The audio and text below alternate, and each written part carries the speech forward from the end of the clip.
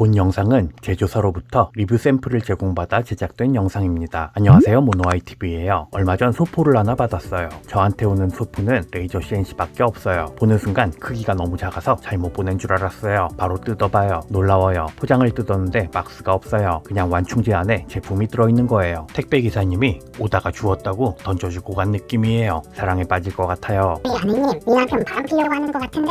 뭔 말을 못하겠어요. 대뜸 조립도 하기 전에 이 녀석이 일반 합판에 각인하는 모습을 보여드리고 있어요. 속도가 빠른 편은 아니지만 일단 각인은 잘 되는 것 같아요. 오, 원패스 각인인데 라인도 고르고 섬세한 게 마음에 들어요. 패키지랑 너무 안 어울리는 퀄리티라고요. 그런 반전을 노린 거예요. 저는 사실 어느 정도 예상은 했었어요. 이 웃기는 포장재에 들어있는 녀석은 레이저 CNC에 조금이라도 관심이 있다면 한 번쯤 들어봤을 만한 레이저 CNC계의 뼈대 있는 가문 내제사의 제품이거든요. 그 중에서도 오늘 살펴볼 녀석은 독특한 프레임 구조로도 유명하지만 조그마한 몸체가 파격적인 내제3라는 녀석이에요. 현 시점 기준 배송료 포함 27만원대 구매할 수 있다는 점이 놀라워요. 패키지를 뜯으면서 내제사가 엔지니어들의 집단이라는 걸 더 확실히 느끼고 있어요. 친절함이나 디자인 따윈 필요 없어. 그냥 제품만 확실하면 돼 라고 말하는 것 같아요. 뜯자마자 박스 두 개가 보이는데 둘 다 리플레이스먼트 모듈이라고 적혀 있어요. 박스만을 봐선 안에 뭐가 들어있는지 알 수 없어요. 일단 열어봐요. 처음 보는 스타일의 부품인데 어댑터 같이 생긴 녀석도 있고 에어 어시스트 관련된 것 같은 녀석도 있어요. 기본 패키지에 들어있는 옵션은 아니지만 같이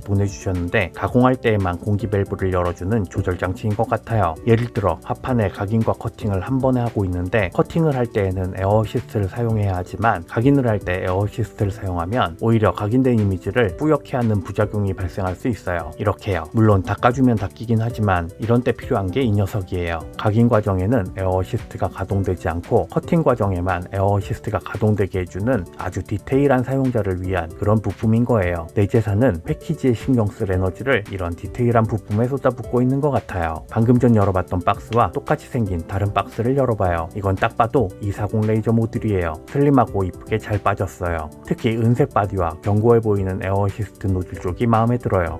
근데 이 녀석은 이쁘기만 한 게 아니에요. 수명이 무려 2만 시간이래요. 하루 8시간씩 7년 동안 사용할 수 있는 정도예요. 일반적인 다이오드 레이저 수명이 10,000시간 정도라는 걸 감안하면 이 녀석은 말 그대로 레이저계의 장수 거북이에요. 스펙상 레이저 출력 10W급 레이저 모듈인데 이게 흔히 80W급 레이저라고 판매되는 녀석인 건 이제 모두 아시죠? 혹시라도 이게 무슨 말인지 모르신다면 지금 레이저 CNC 리뷰를 보실 때가 아니에요. 먼저 제 채널 재생 목록에 있는 레이저 CNC 영상들로 정보를 채우신 다음 차근차근 보셔도 늦지 않아요. 원래 내제3의 기본 사양은 5W급 레이저 모듈이 들어있는데 구입할 때 5W 대신 10W급 레이저로 선택해서 구입할 수 있어요. 물론 10W급 레이저를 선택하면 가격도 50만원으로 껑충 뛰어요. 저에게 온 건 10W 레이저 모듈이지만 개인적으로 5W급 기본 사양으로 사용하다가 필요할 때 업그레이드하는 걸 추천드려요. 내제3의 가장 큰 매력은 저렴한 가격이니까요. 근데 똑같이 생긴 박스에 다른 구성품을 넣어서 보낸 걸 보니 내제는 정말 원가 절감에 대해서 진심인 것 같아요. 귀찮아서 굴러다니던 박스에 넣어보낸 거 아니냐? 그래도 전통이 살아있는 내제인데 설마 그럴싸한데? 계속해서 본체 구성품을 살펴봐요. 너무 간단해서 특별히 눈에 띄는 구성품이 없을 정도예요. 심플 그 자체예요. 반조립된 두 개의 프레임과 전원 어댑터, USB 케이블 정도가 눈에 띄어요. 프레임을 살펴보니 일반적인 알루미늄 프로파일에 5T짜리 아크릴판을 잘라 만든 전형적인 저가 제품 바디를 가지고 있어요. 아니, 훨씬 더 단순해요. 나중에 혹시라도 파손되는 부품이 생기면 아크릴판 커팅해서 직접 만들어줘도 되겠어요. 대충 살펴봤으니 이젠 조립을 해야겠죠. 조립을 하려고 설명서를 펼쳐봤는데 오, 이건 정말 참신해요. 설명서에 조립과 관련된 내용이 거의 없어요. 아니, 이건 설명서라고 부르기도 민망할 정도예요. 근데 놀라운 건 그럼에도 불구하고 제가 조립을 하고 있다는 거예요. 3분 만에 조립이 끝났어요. 볼트 4개만 조여주면 조립 끝이라 허무하기까지 해요. 게다가 연결할 케이블도 2개밖에 없기 때문에 배선도 1분 안에 끝낼 수 있어요. 하지만 생전 처음 레이저 CNC를 접하는 초보자라면 설명서가 너무 부실해서 당황할 수도 있을 거예요. 다행히 온라인을 통해서 좀 더 자세한 설명서가 제공되긴 하지만 그래도 역시 초보자에겐 쉬운 설명서는 아니에요. 이럴 땐 또 가볍게 이 녀석의 재롱을 한번 봐줘야 해요. 표면 처리된 알루미늄판에 각인을 하고 있어요. 각인하는 모습을 보고 있자니 깜찍하기도 하고 기특하기도 해서 불친절한 설명서를 용서해줄까 생각해봐요. 결과물을 보니 놀랍기까지 해요. 알루미늄판에 각인을 하는 게 놀라운 게 아니라 각인의 퀄리티를 한번 보세요. 고른 분포의 내부 채움과 섬세함 모두 아주 만족스러워요. 아직 테스트해봐야 할 것들은 많지만 일단 각인 퀄리티 퀄리티만큼은 동급 최고 수준이라고 말해도 될 것 같아요. 이제 조립도 끝났으니 이 녀석에게 생명을 불어넣어 줄 거예요. 우선 전원 어댑터를 연결해줘요. 아유 깜짝이야. 어댑터를 연결하자마자 팬이 돌아가면서 레이저가 켜져요. 전원 스위치가 따로 없어요. 어댑터를 꽂으면 그냥 켜지는 거예요. 딜러야 뭐야. 시동도 안 걸고 그냥 밟아 넣어. 혹시나 해서 여기저기 찾아봤는데 역시 전원 스위치는 따로 없어요. 대신 리셋 스위치가 하나 있는데 누르고 있으니까 레이저 모듈이 원점으로 이동을 해요. 이 말은 리미트 스위치가 달려있다는 얘기예요. 대충 봤을 땐 몰랐는데 자세히 살펴봤더니 여기에 하나가 있고 여기에도 있었어요. 이 작고 저렴한 녀석에 리미트 스위치가 달려있을 거라고는 상상도 못했어요. 전원 스위치 만들 돈으로 리미트 스위치 만들었나 보네. 아무튼 USB 케이블로 PC와 연결해주면 이 녀석은 준비 끝이에요. 이제 PC에서 드라이버를 설치하고 소프트웨어만 설치해주면 이런 스테인레스 태그에도 각인을 할 수 있게 돼요. 그것도 이렇게 아주 깔끔하게요. 다시 한번 말씀드리지만 각인 퀄리티가 놀라울 정도로 훌륭해요. 이제 네제3가 제 역할을 할 수 있게 PC랑 놀아볼 차례예요. 주소창에 www.nejetul.com을 쳐서 네제툴 홈페이지에 들어가요. 상단 메뉴에 neje.wiki라는 메뉴를 클릭하고 좌측 메뉴에서 네제3를 선택해주면 설명서 같은 게 쭉 나오는데 보시면 아시겠지만 이것도 사실 설명서라기보단 기술 자료에 가까워요. 그래도 쫄리면 지는 거예요. 무시하고 쭉 내려보면 파란 글자들이 보이기 시작하는데 이 파란 글자들을 클릭하면 해당 소프트웨어를 다운로드 받을 수 있어요. 처음 보이는 게 네제3용 드라이버인데 이건 네제3가 PC와 서로 의사소통을 할 수 있게끔 해주는 일종의 번역기라고 생각하시면 돼요. 꼭 필요한 녀석이니까 꾹 눌러 다운받아요. 그 다음이 단넷 프레임워크 4.8인데 윈도우 10을 사용하고 있다면 필요 없지만 윈도우 7이나 XP 같은 걸 아직도 사용하고 있다면 다운로드 받아서 설치해야 해요. 필요한 분은 다운받으세요. 전 필요 없어요. 여기 보이는 게 네제에서 만든 레이저 CNC 구동용 소프트웨어예요. 이건 네제3와 사용자, 즉 저랑 의사소통을 할 수 있게 해주는 번역기 또는 명령 지식이라고 생각하시면 쉬워요. 펌웨어 업그레이드나 필수적인 기능도 있으니까 꾹 눌러서 다운받아주세요. 마지막으로 스마트폰에서 네제3를 제어할 수 있는 소프트웨어인데 기왕이면 이런 건 구글 플레이 스토어나 앱 스토어에서 다운받으시는 게 좋아요. 여기서 다운로드 받아서 설치하는 게 더 귀찮거든요. 그 외에 레이저 GRBL과 라이트번을 다운로드 받을 수 있는 링크도 제공되는데 필요하신 분들은 다운받으세요. 저는 레이저 GRBL과 라이트번이 이미 설치되어 있기 때문에 방금 전 다운받은 소프트웨어들만 모아서 이렇게 네제3라는 폴더에 저장해놨어요. 이젠 설치를 해야겠죠. 준비가 되었다면 지금부터 네제3와 PC가 서로 소통할 수 있게 드라이버를 설치해 줄 거예요. VCP 드라이버라는 압축 파일을 풀어줘요.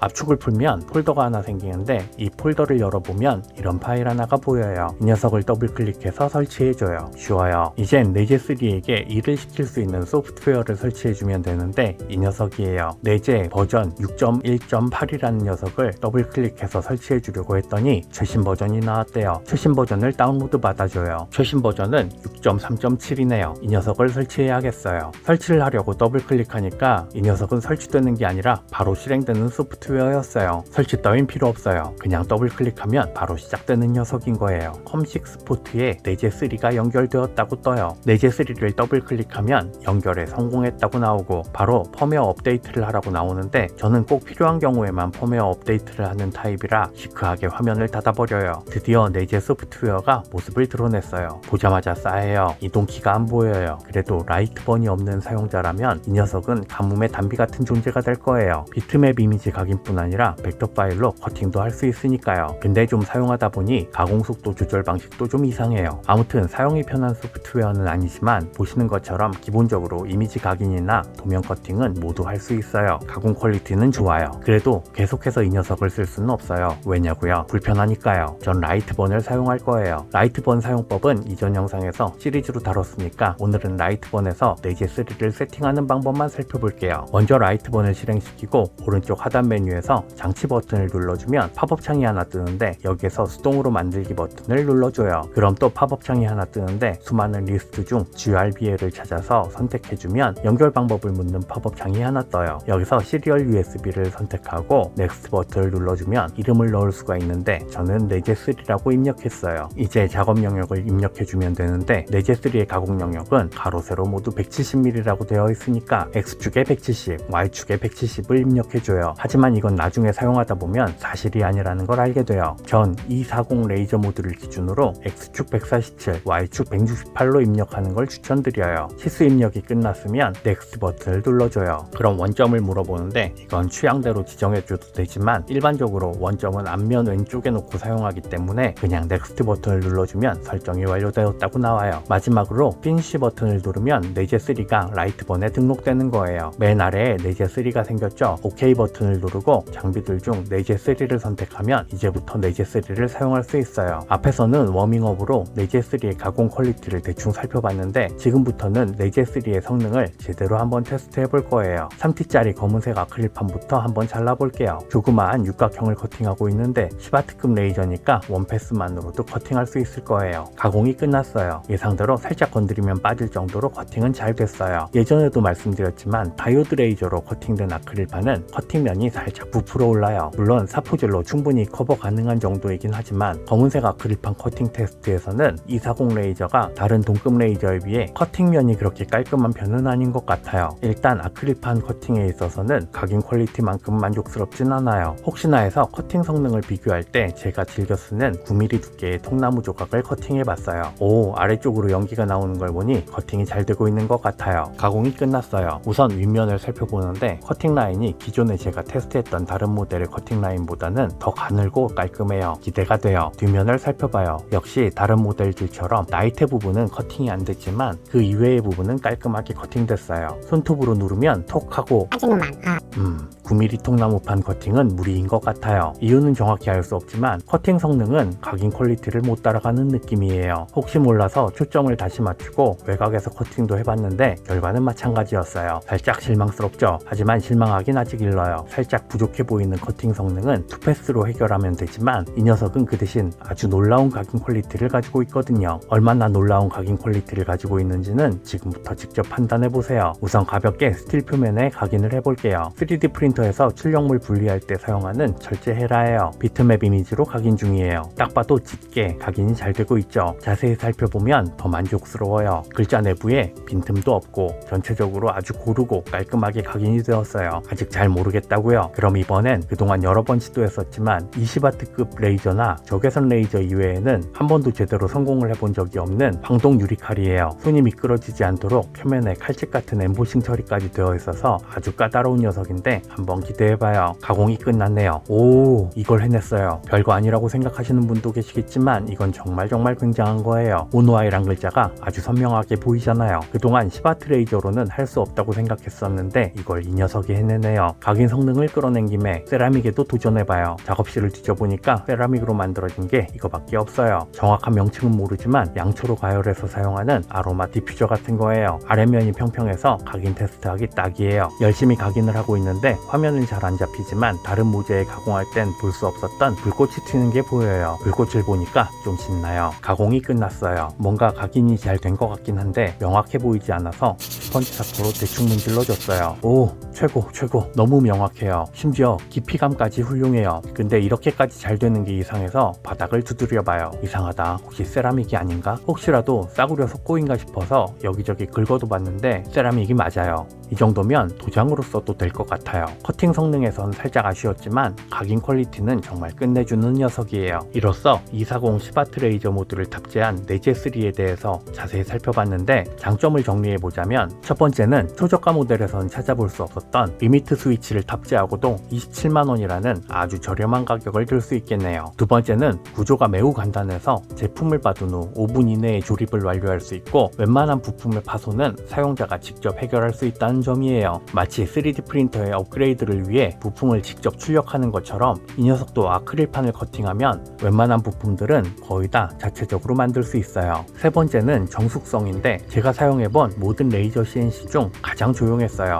와, 진짜 조용합니다. 물론 에어 어시스트를 사용하면 크게 의미는 없겠지만요. 네 번째는 확장성이에요. 초보자가 사용할 만한 기본적인 기능으로 시작하지만 별도로 구매할 수 있는 다양한 액세서리들로 하나하나 업그레이드를 하다 보면 기성 제품에서 하기엔 제한적인 업그레이드들도 훨씬 다양하게 적용할 수 있어요. 업그레이드를 고려하다 보면 왜 제가 네제를 엔지니어 집단이라고 말씀드렸는지 더 확실하게 알게 되실 거예요. 마지막 마지막으로 백팩에 넣어가지고 다니다가 어디서든 꺼내서 가공할 수 있을 정도로 정말 작고 가벼워요. 이제 단점들을 파헤쳐 볼게요. 우선 첫 번째는 레이저 모드를 초점을 맞추는 게 불편해요. 물론 슬라이딩 옵션이 판매하긴 하지만 기본 사양에서 초점 조절 시 반드시 공구가 있어야 한다는 건 분명한 단점이에요. 초창기 레이저 CNC였다면 이해하겠지만 지금은 그런 시대가 아니거든요. 두 번째는 스펙보다 너무 작은 작업 영역이에요. 스펙상 170 곱하기 170mm지만 실제 가공 영역은 이보다도 작아요. 약간의 오차는 있을 수 있지만 앞서 말씀드린 대로 제가 파악한 가공 영역은 대략 147 곱하기 168mm예요. 이런 건 정확하게 기입해 주자고요. 세 번째 단점은 아주 불친절한 설명서예요. 네제3가 아주 저렴하고 쓸만한 모델임에도 불구하고 초보자에겐 추천할 수 없을 정도로 설명서가 부실해요. 종합적으로 살펴보자면 불친절한 설명서 때문에 최초 구동시키는 데까지 어려움을 겪는 분들이 계실 수 있지만 이 난관을 극복한다면 네제3는 분명 작은 액세서리나 소품을 제작하기 위해 입양할 수 있는 가장 저렴한 레이저 CNC 중 하나예요. 전원을 꽂을 때만 있으면 어디든 가지고 다니면서 활용할 수 있는 매력적인 녀석이기도 하지만 무엇보다 업그레이드 과정에서 성취되는 즐거움을 아는 분이라면 네제3는 분명 그 즐거움을 안겨주는 사랑스러운 녀석이 될 거예요. 오늘은 이렇게 제가 가진 레이저 CNC 중 가장 작고 가장 저렴한 네제3를 살펴봤는데요. 네제3에 대해 더 자세한 내용을 알고 싶으시거나 구매를 원하시는 분은 더보기란이나 고정 댓글을 참고해주세요. 이상 모노아이 TV였어요. 안녕.